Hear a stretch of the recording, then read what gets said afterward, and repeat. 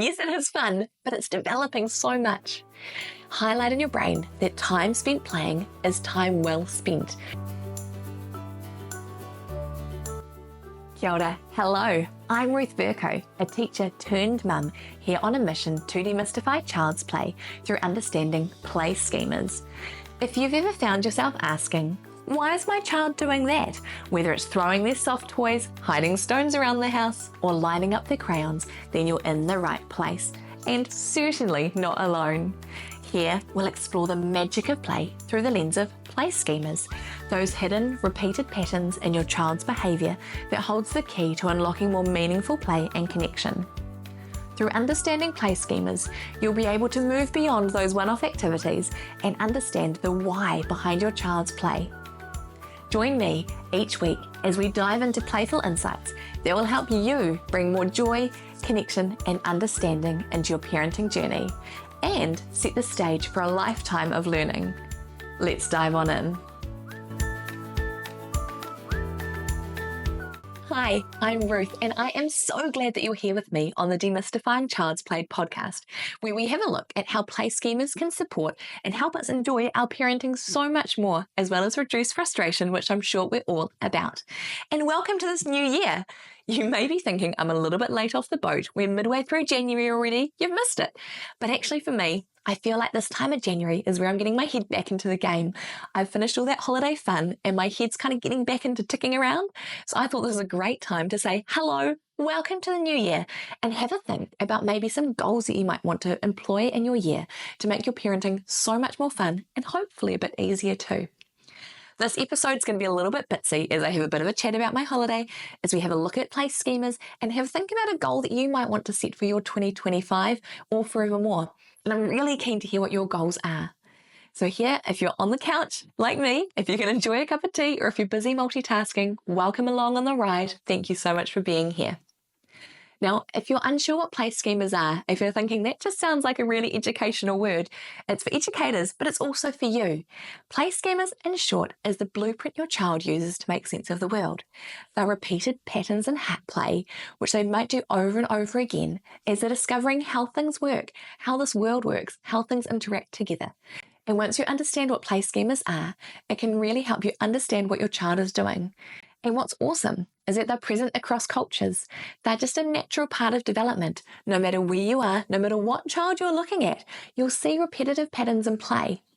So my goal is to help you understand what these patterns are, to see them, and through them, make your new year more joyful and intentional. So welcome to this new year. Okay. So I'm also really excited for the lineup this year. What I'll be doing next week is launching a 3-part series focused on play. You may have guessed it. But what I'll be looking at week 1 is how you can help your child play independently, because that's something I know isn't always easy. Number 2 will be how to help your child play with their siblings or their friends, especially when they're using different schemas.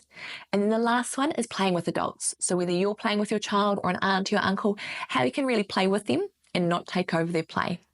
And then the next series, you're going to have to wait a few weeks until I let you know what it is, but I'm really excited. And my hint is it's really changed the game in how I relate to my children. Okay, so for the 101 of play schemas, if you are new and you haven't downloaded it yet, you can go to my blog, playschemas.com/free, and get the 101 cheat sheet of the 10 most common play schemas. So you don't need to retain this all, because I know coming back in January, it can be a little bit hard as your brain is getting back into action. Now, I have 10 play schemas because as I run through them soon, there's some ones that other people may lump together. So you may see 7, you may see 9, you may see 25. But what I find with these 10 most common ones is they really separate what the children are doing and helps you understand where there might be clashes. So for example, when children are doing disconnecting and connecting, very similar, very different, very easy to clash on. So you'll hear me say today, and you'll see on the cheat sheet, which is at playschemas.com/free, the 10 ones I talk about are trajectory, transportation, rotation, orientation, positioning, transformation, connection, disconnection, enclosure, and enveloping. All of these represent universal play behaviours that you'll see your child or other children do. They work on cognitive development. They can build the problem solving and critical thinking skills. They work on physical development. They improve fine and gross motor skills, which are the little tasks and the big tasks your children's body do, with spatial awareness as well. And they also work on social emotional skills. Play fosters creativity, emotional expression, and confidence. Okay, I love play schemas and I love noticing them, so much so that my husband is now looking at me going, is that schema? So I want to give you 3 examples of some of the play schemas I saw my 2 children do over the holidays. Number 1 was positioning to a T. I couldn't believe it when I saw it. One of my children had been playing with his uncle, and when I came into the room where they were playing, I could see all the cars lined up perfectly, and they were grouped as construction vehicles, fast cars, slow cars, don't know what cars. That is the positioning schema in play, very much so. And that even enhanced it by, I'd put a line down for where they could and couldn't play, so we had a walking area still. They'd use that same tape to then tape some more lines that they could put the cars on with some shorter lines and longer lines. So I looked at that and I had a giggle to myself, and I said to my brother, do you know that you're working through the positioning schema? He said, I'm just really enjoying these being lined up so nice. We also used the tape again. So when he knew that tape was there, another schema I saw was making different enclosures, which is the enclosure schema. So what they were doing is on the ground, they'd taped a whole lot of kind of circles and squares in different shapes, and they had dinosaurs in one, they had farmyard animals and zoo animals in another, and they had another one that had a dinosaur and a treasure chest and a random soldier man that they'd found. And the soldier man and the dinosaur was protecting the treasure. So it was so great seeing the storytelling that was coming from it, but seeing another schema in play. And the last one makes me a little bit sick even thinking about it, is the rotation schema. There was like a big kind of like lazy boy chair that was there that spun around, and my boys, no matter what, loved getting on it. They'd generally put one on it and the other one would spin them around as fast as they could go. They'd lean back and absolutely laugh. I could only watch them for a little while because it made me feel sick just watching, but I actually loved seeing it, and I knew this is the rotation schema in play, and knowing that through the schemas there's so much learning, so much development that's happening in their brains. So as you will have noticed through all of that, as I was watching what they were doing, I was seeing the schemas in action. So this is a challenge to you. It could be your goal, is to actually be able to sit back sometimes, which if your child isn't good at playing independently currently, wait until next week, I'll give you some tips and tricks. But watch for these repetitive behaviors that they really enjoy doing. So it could be the lining up toys or spinning objects, and have a look at what activities capture your child's focus for a long period of time. So generally a schema isn't just one and done. They're not just going to quickly line up their toys and then go somewhere else. They'll probably be invested in it. They'll be having a look at how they've lined it up. They might find other ways to do it. So it's the schemas are normally ones that are repetitive, but they're also invested in, they're focused in. And when you can connect these schemas, when you recognize them, it can help you provide toys and activities that align with your child's interests. Now, if you've listened to other ones, and if you haven't, this is your first one, please know I am not about going and buying new toys. I'm not about finding the newest flashy thing or really getting into what your child's into. I'm really keen on seeing what you've already got and how you can work that in with your child. So for example, we already had masking tape at home. That provided hours of entertainment. We already had some cars and dinosaurs. So have a think about toys that you may already have, or toys that will be able to use lots and lots of ways, and how they can be used in the different schemas. So when you use these, it can align with your child's interest, and it can also reduce frustration when you understand the why behind these behaviours. So I could be seeing my child lining up these cars and thinking, when are you going to start actually playing? But that was the playing. Also, when you're doing things like the rotation and you're just trying to get them to stop because you're feeling sick, if you're trying to get them to stop, they'll probably go back to it again and again until they've worked out that need, that urge to do the rotation. So if you keep redirecting them to something else, they're getting frustrated because they just want to get back to the rotation. So when you understand these schemas and you allow them to work through it, it can reduce the frustration for both of you, which makes a way better, way more fun environment. Okay. When you're thinking about play, let's try and change our mindset this year. Rather than just something that fills in the gaps between dinner and bedtime, think of it as an essential activity that can develop skills for life, not just that fun pastime. Yes, it is fun, but it's developing so much. Highlight in your brain that time spent playing is time well spent. It's fostering growth and confidence. It's building crucial skills like resilience, learning through trial and error, creativity. They use their imagination and problem solving in open-ended play. And there is so much social skills that go along with it, especially if they're with others, but even if they're working on their own sometimes, they can work through their day when they're collaborating and negotiating during group play. So have a think about how in your day you can invest into this play. I was just on a mum's group this morning, and there was a mum saying that she was having a really frustrating time with her child. She's working long hours, and when they get home, child from daycare, mum from work, they're just clashing the whole time.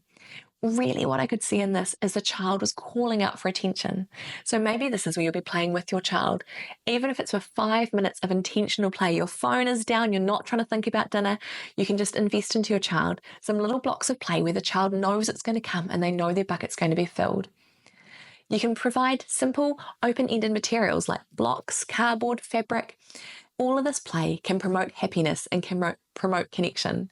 As I said, after a long day of work, a long day of daycare, this can be the best stress relief for you and for your kids. It can help you and them process emotions and decompress for those daily challenges. As I said, you can do independent play if they're up to that, but also if you're joining in with the play experiences, it's really good for you. If you're starting your evening with a bit of laughter, it can reduce your stress and help all those meal times, bath times, bedtimes go a whole lot smoother. You don't have to go too far to find all the research that highlights how play improves mental health and emotional resilience. It fosters joy, which is a key component of well-being. And when you create joyful habits, it can really help with your day-to-day with your child and your family. Think about how you can infuse play into your daily routines for you and with your partner as well. It's a family bonding time, and it's a tool that can be used with everyone. So think about maybe games, activities, and things you could do together, maybe building forts or dance parties. And my challenge also is to follow your child's lead. Be willing to bring out your own creativity and a little bit of silliness too. Laughter and silliness can be a great way of connecting with your children, and shared laughter can really strengthen family bonds. So things like silly races, storytelling games, charades, anything really makes memories with your family. So as we go into this new year, have a think about what are we showing our kids? How are you as parent doing some role modelling? Children learn from us and how we decompress from our day, how we behave, how we play. Show them curiosity, show them joy, show them creativity, and show them that they are more important than your phone. Reflect on whether you model playfulness alongside responsibility, how you can have fun but still get tasks done around the home. When you foster creativity and exploration, it really helps your children to embrace their own creativity. And if you're able to immerse yourselves and play with your child without worrying about you doing it right, it will really help them knowing that when they're playing, they don't need to do it right. You can have so much fun. It's such a great gift to give to all children, is the ability to play without having to think, am I doing it right? So I've shared a lot of different things, a lot of different ideas as we go into this new year. And I'd really love to know, what are you going to do?